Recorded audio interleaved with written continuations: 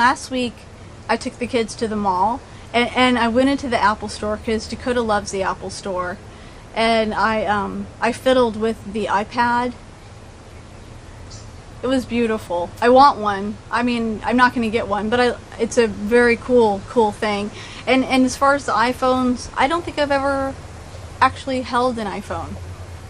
So I'm sure they're amazing because everybody seems to really like them. I just have a regular, like, flip-up keyboard cell phone. Nothing too fancy. But as far as like what I'm kind of obsessed with at the moment, I guess I'm a little in love with all those shows where it's like a group of 12 people and they're all trying to get like win the contest or like win whatever it is, whether it's like Top Chef or the show where they're remodeling rooms all the time. What else? Let me see. Food.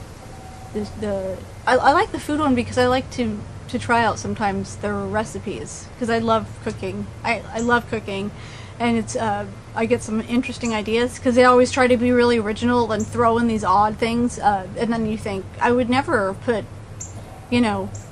peaches mixed in with meat, So then, like, you try those things and they're kind of interesting. But I watch those shows all the time. I love them. I can't get enough. We record every single one, and oh my god! Oh, they have this new show. It takes place in New York, and it's like top artist, and then they give them these tasks where they have to create art. Like they had one episode where they had to create a book cover. And they all do their painting or their computer artwork or whatever it is, and then whoever wins gets to be the gets to have their cover on a book or their piece on a book, which is totally cool. And then that one show, Sheer Genius, we just watched. I mean, it kind of ended like a few months ago. And there was this girl on there with red hair, and she'd wear this huge, gigantic bow, and she was crazy. I think she's just like way out there, but she won, and I was kind of glad because she was the underdog, and I have a tendency to root for the underdog. But what annoys me is the host of that show. I couldn't stand, and if you've watched it, maybe you agree. I don't know, not sure, but she would always end the show. She would say, "And remember," because she has a weird accent. She would say, I mean, not that accents are all weird, but her particular one is unusual. And she would say, "And remember, hell is important." And it's hilarious. It's hilarious. It's so funny. Like we would all be watching it, and at the same time we would all say, "And remember, hell is important," because she seems like she's a total snobby bitch. This woman. I hope she's not the host next time. And as far as like they have a cooking show, best like who's gonna get their own TV show on the Food Network right now, and they have that Giada girl, the Italian chick with the huge bazongas, and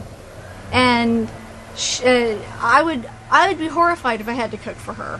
Horrified because she's so confident when she's cooking stuff. But what I like about that show is you don't have to like they have homemakers that are on it, which is really good because if any of you have had to cook for a family daily and you're up for a debate on whether your meal is good or not, it's like its own cooking show in my house at night. Van, if perhaps I see you again, which would be lovely, I'd like to touch your telephone, your iPhone, if I could touch it. I don't have to hold it in my hands, just like touch my finger on it. That would make me happy. I just want to poke it.